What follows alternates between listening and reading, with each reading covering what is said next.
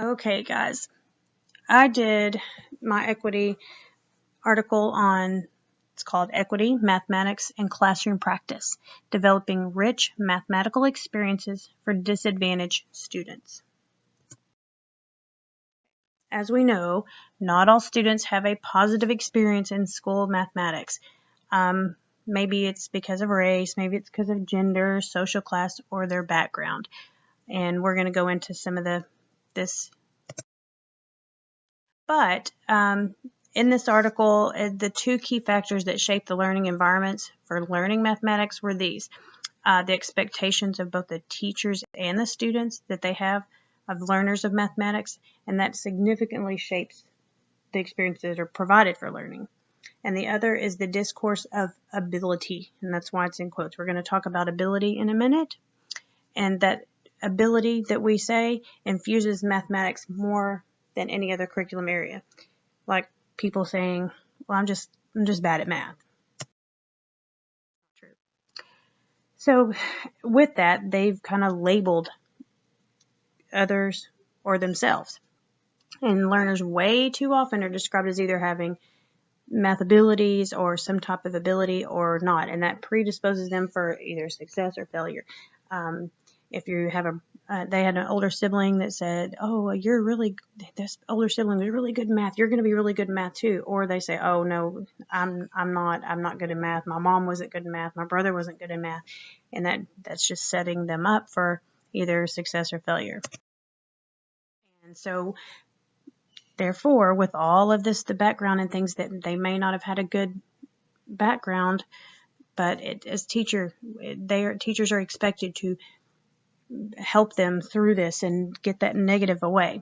So the teachers play a significant role in the success of learners. I really, really liked this quote.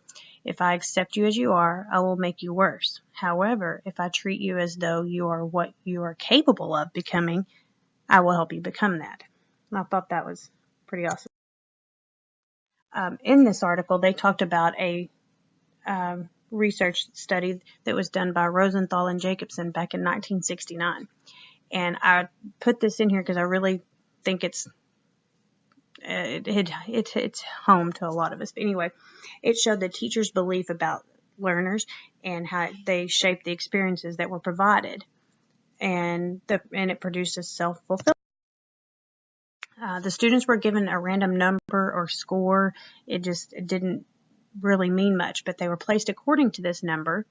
And because of that, maybe all the low scores or low numbers were placed with, a teacher, and the teacher expectations went down. They did this with how they interacted with the students, the type of activities they planned for them, and the behavior. I mean, maybe the kids are like, well, we're dumb, and maybe they acted out. So just by even doing that, you can play a big, huge role on how your students are going to feel about themselves. So when students are not able to understand or comprehend math in the class or teaching and learning, they have a horrible self-esteem, and they see themselves as failures or failed students. And what we're supposed to do as teachers is raise the expectations. Believe that the students can learn and enable the teachers to provide a rich learning experience and environment rather than a negative one. This quote's simple but to the point. High expectations are the key to everything. Like I said, it's the teacher's job to develop not only a positive attitude, but a conceptual knowledge. And this, whenever we're teaching, you've got to connect it to all areas. Like I said earlier, it needs to connect to all disciplines, especially some of the disadvantaged students that would not ever know or learn about this otherwise. Here's the ability. When we think about students who are not successful, we look at ability. Oh, well, he's not able to do that. He's disabled. He has a disability in math. He can't do that. Well, they can. We just have to individualize the learning styles, the learning preferences, as we say, and do things so that each student is successful. They did some research in this article, and it said that students were placed by ability, and they wanted to know the attitudes on the students that were placed in different classrooms. And they revealed that they felt the teachers that were the ones that were lower, they felt the teachers were negative towards them. And I put this one in here because we know, oh yeah, we're smart, and the class that had all the positive, you know, you see that negative, and that's what sticks in you. And so that's why I put this one. This was from a girl named Megan. It was a pseudonym, but anyway, she said, well, it's like they say you were smart or you're dumb, and then they put you in those classes, and then the teachers make sure that happens. And that's like the teachers were not giving the lower students any advantage, what they're giving them a disadvantage. So with these beliefs, in order to work around that, students with disadvantages or disadvantaged backgrounds, they say they're less likely to do well in math. Well, why? Well, maybe it's because the workability, maybe they can't work. Maybe their work ethic, don't know what a work ethic is. Or maybe it's because of all that, they don't have any parent support.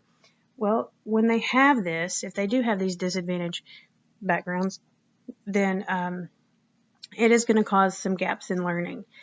And we don't want that. We want to close those gaps. We want to have everyone succeed.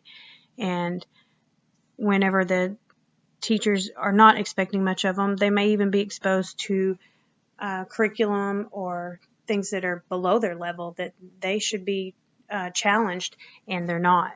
So that's another reason they would have a gap in learning. How can we change it? Well, in here it says to provide a rich curriculum, strong connections.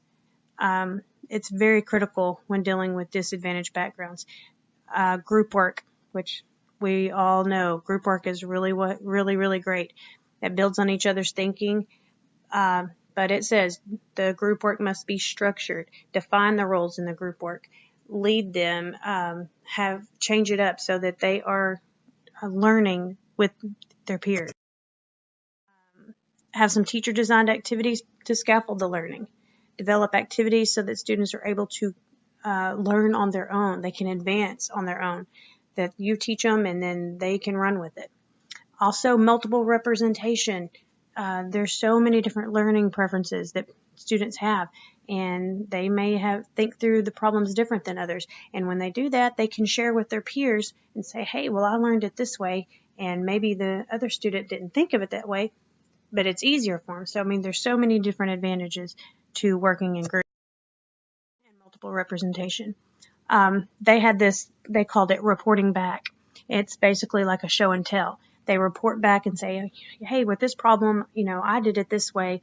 And they may not be in groups, but at the end of class, they report back and say what they learned at the end of the day. I thought that was Also, another quote, love it, nobody rises to low expectations. So, here's my references, and this was the article, and I really love this article because I have special ed students, and they think if they're in special ed that they're not smart and they don't learn and they're not going to pass this test or whatever. And I keep telling them, everyone learns it a different way. You may learn a little bit different. You may learn a little bit slower, but you can learn it. And that aha moment may not come when the other person's aha moment comes, but everyone is capable. And it doesn't happen overnight. It doesn't happen in a week. It sometimes doesn't happen in a month. It may take me all your school year, 2 school years to just pound this in their heads that they can learn, and that just because somebody has told you otherwise, don't believe them. I always think about what my great-granddad said, and he always said that kids will live up to what you expect of them, and that is so true. Hope y'all enjoyed, and I will see y'all soon.